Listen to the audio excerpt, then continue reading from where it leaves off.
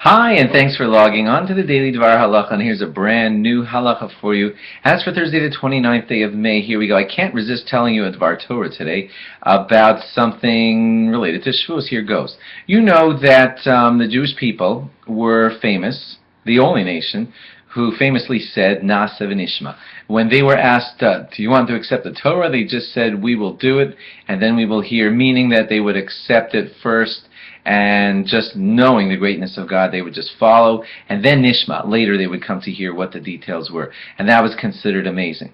Okay, but you might also know that there is a famous quote from the rabbis of the Talmud that says that God lifted up Har Sinai, put it over them, and said to them, accept the Torah, or Sham Tehei Kvoraschem, there will be your burial place. Seems to mean, in the simplest explanation of this fascinating medrash, that God told the Jewish people, you better accept the Torah or I'll drop the mountain over you and you'll die right there.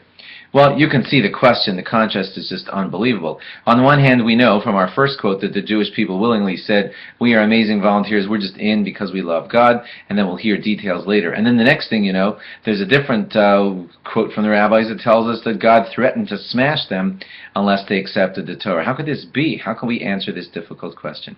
So one beautiful answer that I heard, I would like to share with you, and you should just know it as the great holiday of Shavuos approaches, and here it is. You see, both are necessary, and both are true. It is very, very beautiful and wonderful that the Jewish people said, Na'aseh v'nishma, and they showed that, let's just call it volunteer spirit, willingness to just do the Torah no matter what, and God appreciated that and said, I accept that. But He said, I do not want you to serve me only out of a volunteer spirit, because if you were to serve me only out of a volunteer spirit, then bad things could happen. You know how volunteers are. They're just sometimes not in the mood, and volunteer, it's only out of the goodness of my heart that I've been doing this, and today I just don't feel like it, or this mitzvah, I don't like that one. So God says, thank you for volunteering, and I appreciate the volunteer spirit, but you must know that you're dead without the Torah. It's like your lifeblood. It's like your water, as if you were a fish, and you would be gone without it. And therefore He lifts the mountain up over the Jewish people's head and says, you are volunteers, and you did show a volunteering spirit, but you must also know that the Torah is your lifeblood and that you are dead without it. And both of them are true. We must keep the Torah as willing volunteers who want to do every speck of it, and we also must keep the Torah as people who know that if we don't, we're dead.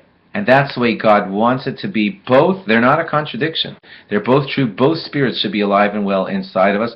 And that is what God hints to us by showing us these two different quotes.